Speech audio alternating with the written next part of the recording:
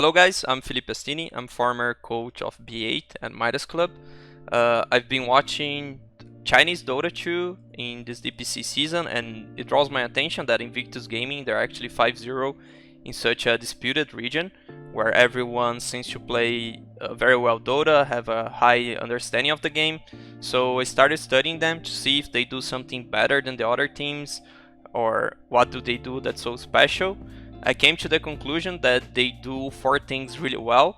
I'm not saying that's like a formula of winning Dota, I'm just saying something that I noticed and I wanted to share with you guys, also get feedback on your opinion, whether you see it's really effective or it's just a coincidence. So the 4 things are: first, supports always goes to the 4-minute room.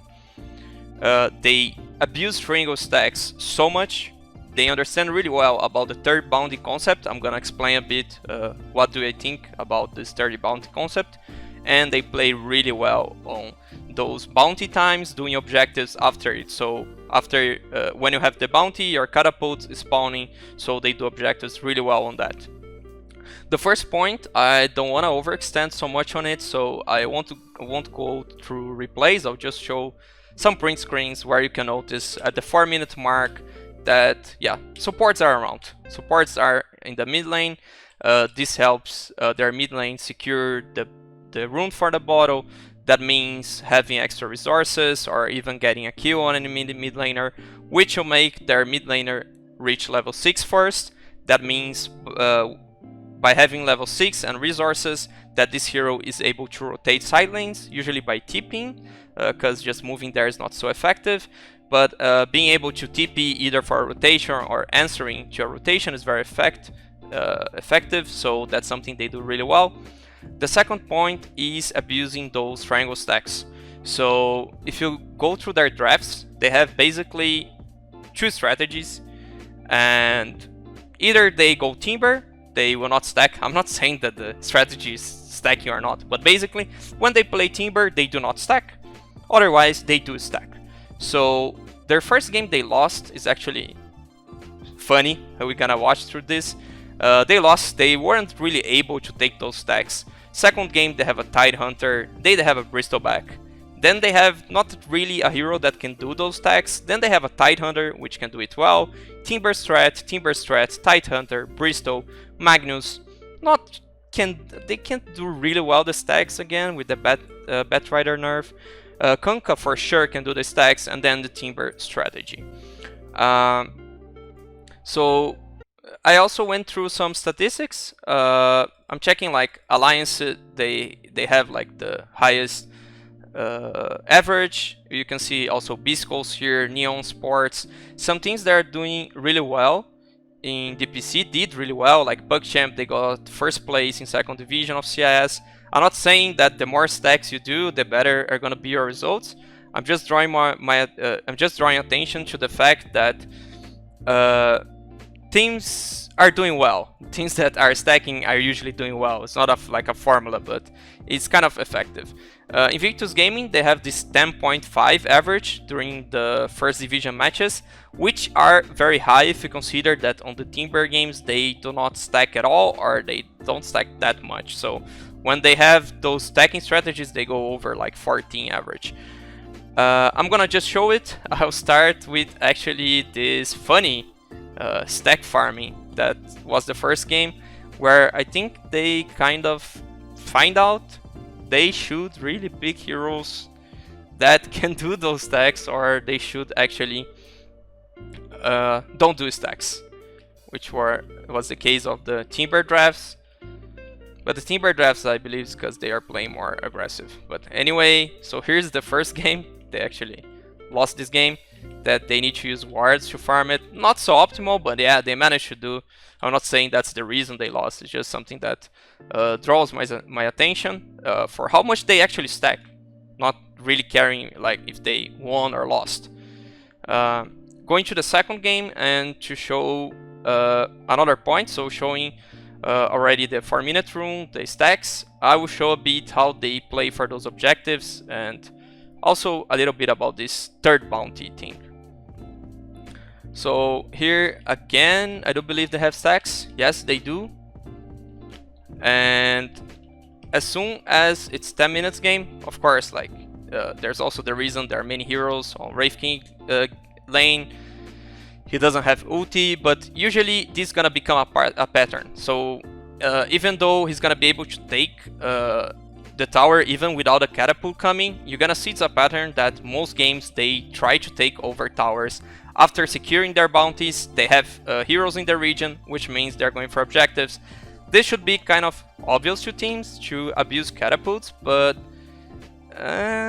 especially seeing South America Dota, it's not so common, unfortunately, I guess, because this I really think it makes sense. Also, regarding the third bounty, so I do believe in this match Puck does that. Yeah. So Puck uses Scam, and what you can see in the minimap is basically it's really hard. It's really hard for Radiant team to contest those two bounties of Dire. It's a small advantage that you have on Dire side. Of course, you have disadvantage regarding Roche, but I do see as an advantage that you can take this third bounty sometimes. I'm not saying all the times, but if you don't need to commit much here, like a team fight here is not that good for Dire by replays I've seen. But if the Radiant team is not so attentive to this play, you can just steal and get 3 bounties. And I don't want to go on explaining why bounties are so worth, but yeah, they are one of the biggest objectives of the game. For the sake of keeping this video less than 1 hour, I will just jump some replays where they just stack and stack and stack and they win. And I will show again like how they use those timings, with objectives. So here again, they do have stacks, a lot of stacks, protected by ward. That's worth mentioning. And by the 10-minute mark, what they want to do is they want to pressure this tower.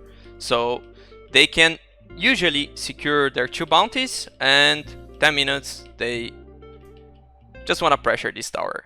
Catapult, pressure tower. I feel this is a bit obvious again, but yeah, some teams seems to just don't take benefit out of that. And I'll show a bit how I've showed like how they stack, and I want to show like, I'm not saying you just stack and you win the game. As I've shown, like they have wards to protect it, and how they don't let the other team abuse it. So how they play knowing that the other team might stack, and how they react to this. So as Dire, they do usually smoke for the enemy triangle. It's not so easy to do this as Radiant, but it's a bit easier to do as Dire. So here, they come here, they try to contest stacks. Doesn't seem like such a good outcome, this one for on trade, but it's super good that Lycan wastes his ultimate and didn't manage to get kills. So this one time, and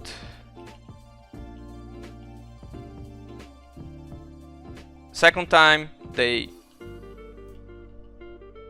where is it? Yeah, they shove mid lane, they go for it. Here it's way more successful, they get a really good team fight. It's also BKB 10 on Sven. They managed to take Roche, and by securing Roche, they have such a good game from now on. So that's a way they contest those stacks on triangle, always trying to smoke for there. And I'll show a bit more on the third bounty. I know I'm like changing topics, but at each replay, sometimes you can see they using those 4 concepts, you know. So it would require so much editing to show one by one.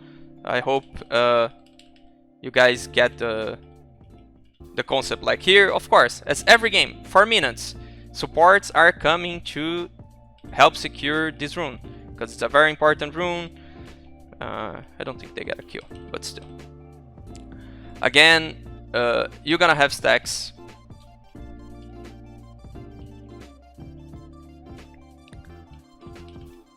And they're gonna play for the 20 minutes. Again, really hard for Radiant to contest this area. Actually, Night Stalker is going for it because he has dagger. He wants to do it. But Rubik basically gets this extra bounty. Night Stalker is not able to take it. It was too scary for him. So 3 bounties for them. They're pretty happy with that. If we go to 35 minutes, they playing for enemy's bounty. Roche is up, so of course they will not try to steal this because they will lose Roche and all this triangle control if they went for the bounty. They get this third extra, so the 1 extra bounty, the third bounty, they do Roche. So they are always paying attention at those timings, and this is like the ultimate timing using a replay that I found from them. I'm not saying that this is doable every game. I guess it has to do to a better draft, that actually Elephant could not punish them so much as they wanted. They couldn't snowball with it, with this Beastmaster.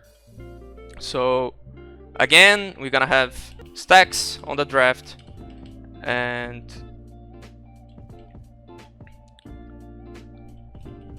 again they will use those timings. So 10 minutes, they come bottom tier 1. There's the catapult. So first game catapult, not much they could do with their draft. Second catapult, it means tier 1 bottom. If we just skip to 15 minutes, they are going bottom again. Oh fuck, it's not 15 minutes yet. Okay, 15 minutes, they have a catapult. They can secure their bounties. After they secure their bounties, they take a tower at a 15-minute mark catapult. And then it's gonna come the 20 minutes catapult,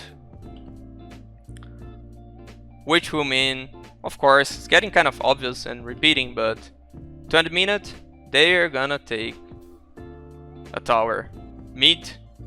They smoke, it's a good play. They take a tower mid with a 20 minutes catapult, and guess what's gonna happen with 25 minutes catapult? Yeah, if you guessed, they will take their bounties. Actually, those bounties are gonna be denied, which is interesting, but they will take another tower with another catapult. Actually, this time they take 2 towers with a catapult, and then by 30 minutes, they go straight mid with a catapult. And this catapult means taking tier 3 tower, and basically that's kind of GG here. So that's how they really play on those timers of bounties and catapults. I'm gonna skip this replay for the sake of having not so huge video. I'm just gonna show a bit more about this third bounty. It's just something, so I think Dire, so Radiant has advantage on Roche, that's for sure. But I feel like Dire has advantage on this triangle situation, that you can farm your stacks easier, because it's not so easy to be contested. And you can get this third bounty a bit easier. Like, it's easier for you to steal 1 bounty than it's easier for the other team to steal your bounty, because usually you want to play for Roche area. It's really hard to have control of, like, Radiant doesn't have interest in controlling this triangle. It's hard to control, and it doesn't give you so much as Roche. Of course, in the late game, it means having this triangle, you can get 2 waves, but yeah, we're not talking about this right now. Just showing, yeah, okay, Puck got the third bounty. I'm losing a bit of the focus. Again, I'm gonna show this LGD doing the same thing. And then I'm gonna show, so I showed how they kind of react to those triangle stacks, that's the smoke. I'm gonna show how they react to those actually like losing this third bounty, because it happened in this game that they lost to PSG, but the other games they didn't let that happen. So here, again, you don't want to full commit here as Dire, not most of the times. You just want to be able to secure 3 bounties. That's what they do here at 20 minutes mark. That's also what they will do at the 25 minutes mark, where they actually get a kill before, and then, oh, they got actually 2 kills, but they are able to secure those bounties. So what do they do remember, I told they like to work on those timings, and I've showed Dire matches, and of course, they try to replicate these on Radiant matches. So why not? Like, a bit later this game, they were in so much pressure because they are facing a lycanthrope lineup, but 15 minutes, that's the time they want to smoke, they want to play for this region, they're going to secure their bounties, and they're going to have the region for when their catapult spawns at the 15 minutes mark.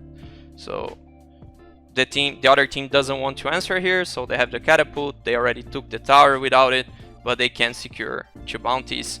Also, in another example, they will move to this area at the 19-30 minute mark. So they want to be smoked around this region, let's say 30 seconds to 1 minute before, which means they can maybe get a pick off here and guarantee that they are gonna have the bounties. So again, 1930, they secure the region. They actually have a huge team fight here. I don't care about the team fight, I just want to show they want to have is the bounty, so they want to control the region. There's a bonus after all. I don't think this play, like, it's just Liquid such a good team, so I guess it comes to their mind, we have advantage, we can steal 1 bounty. I'm not saying that teams play, oh, let's always have 3 bounties if we are Dire, but of course here you can see they are a clever team and they use this advantage. So it's something that happened in EU, and it happens very early. You see, Koifa is just farming, having like the best farming route he can get, maximizing his farm. Then he's eating a neutral camp, and someone might have called, hey, we can get 3 bounties, man. Come here, let's steal with me. And this ended super well for them. They kill Weaver, Ice Frog gives them a DD, why not? And that means Roche and their snowball. So it's really important for Dire to play for this region, for this bounty specifically, because you have some high ground vision. It's a good steal, and most of the times this ends with you. If you get a good team fight, either you don't get a team fight and you get a steal, or if you get a team fight and you win this team fight, you might get Roche after it.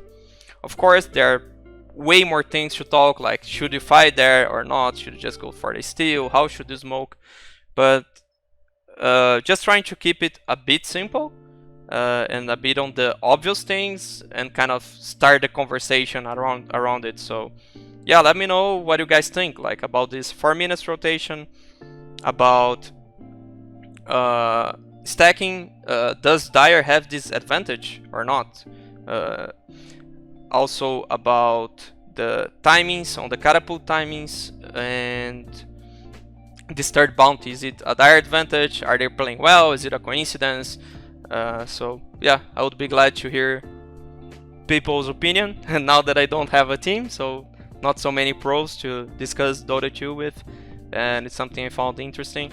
I'm not saying that's like the next level play, those are just like basics, but again, being South America, being back to South America, I feel most teams miss those basics, so it's a topic that's worth bringing up.